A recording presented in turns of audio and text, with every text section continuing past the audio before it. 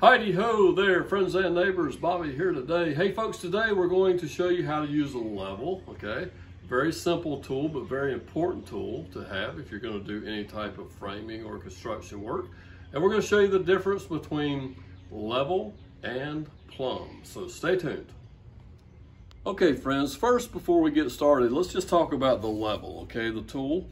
This here is a 4-foot level made by a company called Johnson, all right? I think I purchased this at Home Depot many years ago. I can't remember what I paid for it, but it's been a pretty good level. I'll try to find one and leave a link down below. We'll find one on Amazon that will be either this one or something comparable to it. Now, if you'll notice on a level, you have these little bubbles, you know, water, and there's a bubble and some marks here, okay?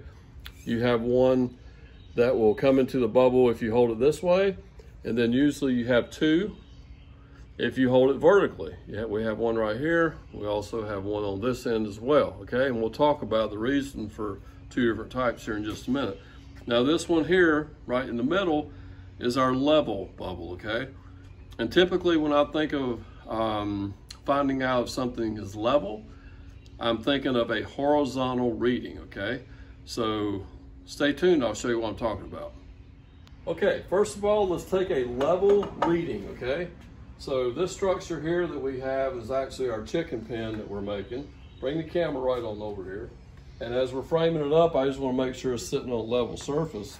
And if you look at the bubble, bring the bubble right over, you can see that it's pretty much right in between the two black lines, okay? And that tells us that our structure here is level, okay? Now, if it wasn't so level, let's just radically hold it up on this end here quite a bit. I mean, if you're splitting the bubble on the line, bring the camera over here and show the people how big a gap we have right here.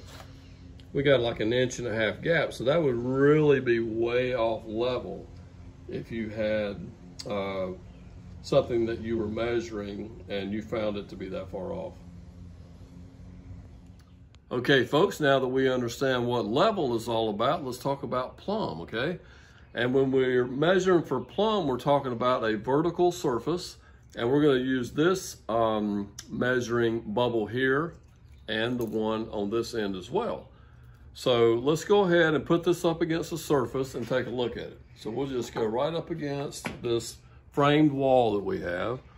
And as you can see with the camera, the bubble is pretty much right in between those two black lines, okay? And let's just put it over here on the side. Bring the camera right over here. And let's check this side of the wall as well. And now this side, the edge of the bubble is like right there at that line.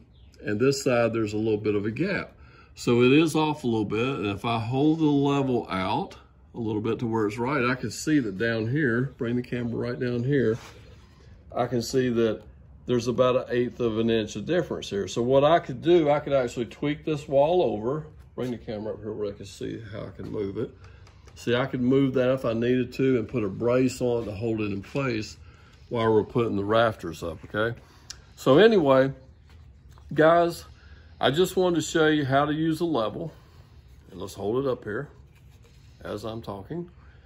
And knowing the difference between level and plumb. I hope you found this video helpful. Don't forget to like, comment, subscribe, and we will see you next time.